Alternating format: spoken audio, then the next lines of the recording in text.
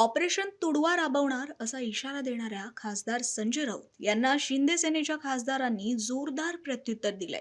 शिवसेना काँग्रेसमध्ये विलीन होणार असल्याचा दावा खासदार नरेश म्हस्के यांनी केलाय. हिम्मत असेल तर रिंगणात या असं म्हणत नरेश म्हस्केंनी संजय राऊतांना चॅलेंज केलंय. हा जो काही व्हीप वगैरे सांगून भीती दाखवण्याचा प्रयत्न केला, ही जी काही सर्व मंडळी आहेत ना, यांनी पूर्ण आयुष्य आपलं राजकारणात घालवलेलं आहे. बोरू बहादरगिरी करून ते खासदार नाही झाले. ग्रामपंचायतीच्या सदस्यापासून जिल्हा परिषद सदस्य, आमदार म्हणून हे लोक निवडून आले. त्यांना कायदा कळतो. जो तुम्ही कायदा अँटी डिफेक्शन लॉ म्हणताय ना, तो सभागृहात लागू होतो. सभागृहामध्ये पक्षाच्या आदेशा व्यतिरिक्त मतदानात भाग नाही घेतला, पक्षाने जो आदेश दिलाय त्याच्या विरुद्ध मतदान केलं तर तो व्हीप लागू होतो संसदेच्या मध्ये किंवा विधानमंडळात, विधान परिषदेच्या सभागृहामध्ये. कोणाला शिकवताय? अरे ती मंडळी शिकलेली मंडळी आहेत, अशी ऐरीगैरी नाही आहे. त्यामुळे त्या मिटिंगला हजर न राहून त्यांच्या थोबाड फोडण्याची भाषा आपण करताय. तुमचं थोबाड त्यांनी, तुमचा व्हीप झुगारून हिंदुस्थानातील सर्व जनतेसमोर संजय राऊत तुमचं थोबाड आज त्यांनी फोडलेलं आहे. संजय राऊत यांनी देखील आज टीका केलेली आहे आणि मग सकाळी गोलपीठाचा संदर्भ दिला त्यांनी. काय वाटतं, गोलपीठाच्या संदर्भ देऊन स्वतःची जी शिबी आहे ती त्यांनी हे करायला? हे बघा, ह्या ज्या त्या भाषा वापरतायत, गोलपीठा म्हणतायत, काँग्रेस वाढवण्याची जी सुपारी आपण घेतलेली आहे, पवार साहेबांना पण सांगताय की ज्यांनी स्वतःच्या आत्मसन्मानाकरिता राष्ट्रवादी काँग्रेस पक्ष काँग्रेसमधून बाहेर पडून उभा केला, त्यांना सांगताय काँग्रेसमध्ये विलीन करा. आणि यापुढे शिवसेना सुद्धा यांना खासदारकी मिळावी म्हणून काँग्रेसमध्ये विलीन केली असती. म्हणून आज त्या खासदारांनी भूमिका घेतली असेल. मला वाटतं काही खासदारांनी सुद्धा ती शंका व्यक्त केली, भविष्यामध्ये शिवसेना काँग्रेसमध्ये विलीन करणार आहेत म्हणून आम्ही बाजूला गेलेलो आहोत. आपण दलालात दलाल, काँग्रेसचे दलालात दलाल म्हणून तुमची नेमणूक काँग्रेसने केलेली आहे. तुम्ही कसल्या गप्पा मारताय हो? संजय राऊत यांचा दिवा विझायला आलेला आहे म्हणून ते आता जास्त फडफड करतायत. त्याला खऱ्या अर्थाने मेंटल हॉस्पिटलची गरज आहे. मी सकाळी एक रूम बुक करून ठेवलेला आहे. त्यांचे जो काही दम आहे ना, तो फक्त तोंडात आहे, तोंडात.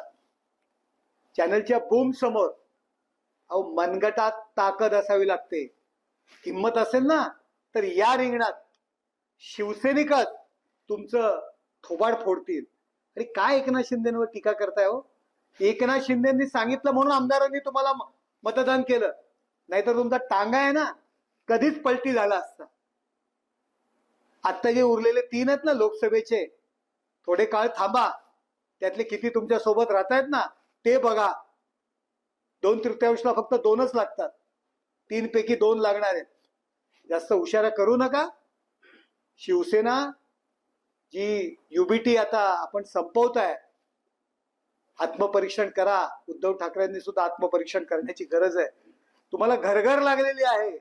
गोलपीठाची काय भाषा करताय? आपण आहे ना, आपण ती युबीटी ही गोलपीठा बनवून ठेवलेली आहे. काँग्रेस बरोबर शय्या सोबत आपण करत आहात, आपण दलाली करत आहात काँग्रेसची. त्यापासून त्या युबीटीला बाहेर काढा, लोकांमध्ये जायला सांगा. हे धंदे आहेत ना ते बंद करा.